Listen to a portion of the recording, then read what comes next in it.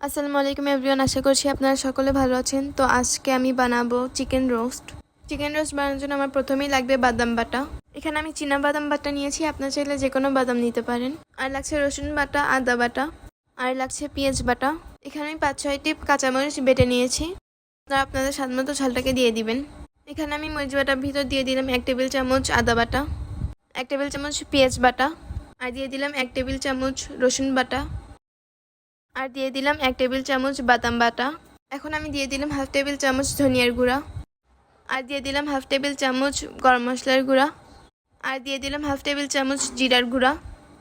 এখন সব কিছুকে মিশিয়ে নিব। চিকেনটাকে একটু হলুদ আর একটু লবণ দিয়ে ভালোভাবে ম্যারিনেট করে রেখেছিলাম। এখন একটি ফ্রাই প্যানে তেলটা গরম করে নিয়ে আমি চিকেনগুলোকে দিয়ে দিয়েছি। চিকেনটাকে আমি হালকা করে ভেজে নিব। বেশি ভাজলে চিকেনটা অনেক শক্ত হয়ে যাবে, খেতে ভালো লাগবে না। এখন একটি ঢাকনা দিয়ে ঢেকে দিলাম। আগে থেকে মিশিয়ে রাখা সব মশলার ভিতরে আমি টক দই দিতে ভুলে গিয়েছিলাম। এখানে আমি 1/2 কাপের মতো টক দই দিয়েছি। এখন সব কিছুকে আবারও ভালোভাবে মিশিয়ে নিব। চিকেনটাকে আমি ভেজে উঠিয়ে নিয়েছি। এখন আমি একটি পাত্রে নিয়ে নিয়েছি গোলমরিচ, 2 প্রকারের, সাদা গোলমরিচ এবং কালো গোলমরিচ নিয়েছি। পরিমাণ মতো লং, একটি সাদা গোটা, কয়েকটি তেজপাতা, এলাচ এবং দারুচিনি। সব কিছুকে এখন ওই একই তেলের ভিতরে দিয়ে দিলাম। ভালোভাবে ভেজে নিতে হবে। এখন 1 কাপের মতো পেঁয়াজ বাটা দিয়ে 1 চিমটি পরিমাণ মরিচ গুঁড়া দিয়ে দিলাম। আপনাদের স্বাদ অনুযায়ী মরিচ গুঁড়াটাকে দিয়ে দিবেন। টক দই, মরিচ বাটা এবং মশলার যে মিশ্রণটাকে বানিয়ে রেখেছিলাম সেটাকে এখন দিয়ে দিলাম। এখন লবণ দিয়ে দিলাম। আপনাদের স্বাদ অনুযায়ী লবণটাকে দিয়ে দিবেন। আমি সব কিছুকে আবার ভালোভাবে কষিয়ে নিতে থাকবো। এখন আমি 3 চা চামচ গুঁড়া দুধ দিয়ে দিলাম। এখন আগে থেকে ভেজে রাখা চিকেনগুলোকে দিয়ে দিলাম। আপনারা ভিডিওটিকে না টেনে ভিডিওটি সম্পূর্ণ দেখতে থাকুন। এখানে আমি 1 কাপের মতো পানি দিয়ে দিলাম। এখানে আমি আবারও 1/2 কাপের মতো টক দই দিয়ে দিলাম, কারণ আমার মনে হয়েছিল যে টক দইটা কম হয়ে গিয়েছে। এখন আমি চিকেনটাকে ভালোভাবে সিদ্ধ করে নিয়ে টমেটো সস দিয়ে দিলাম 3-4 চামচের মতো। আগে থেকে করে রাখা পেঁয়াজের বেরেস্তাগুলোকে দিয়ে দিলাম। এখানে আমি 1 টেবিল চামচের মতো চিনি দিয়ে দিয়েছি। আপনারা যদি বেশি মিষ্টি খেতে চান তাহলে আপনারা বেশি চিনি দিয়ে দিবেন। আমার রোস্ট রান্না হয়ে গিয়েছে, এখন আমি নামিয়ে নিব। ভিডিওটি শেষ পর্যন্ত দেখার জন্য অসংখ্য ধন্যবাদ। আসসালামু আলাইকুম।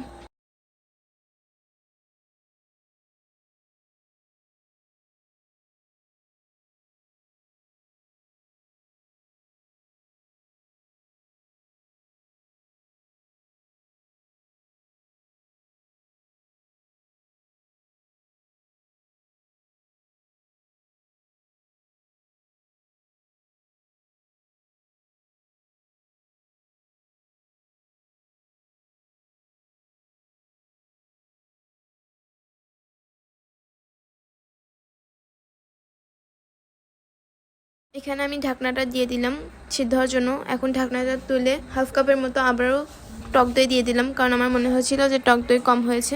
একটি ঢাকনা দিয়ে ঢেকে আমি ভালোভাবে চিকেনটাকে সিদ্ধ করে নিয়েছি এবং চিকেনটা সিদ্ধ হওয়ার পরে আমি 3-4 চামচ পরিমাণ টমেটো সস দিয়ে দিলাম। এখন আমি আগে থেকে করে রাখা পেঁয়াজের বেরেস্তাগুলোকে দিয়ে দিলাম। তো এখন আমি ভালোভাবে ঝোলটাকে শুকিয়ে নিব। এখন আমি 1 টেবিল চামচ পরিমাণ চিনি দিয়ে দিলাম।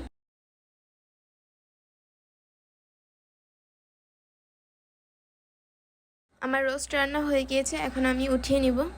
ভিডিওটি শেষ পর্যন্ত দেখার জন্য আপনাদেরকে অসংখ্য ধন্যবাদ। আসসালামু আলাইকুম।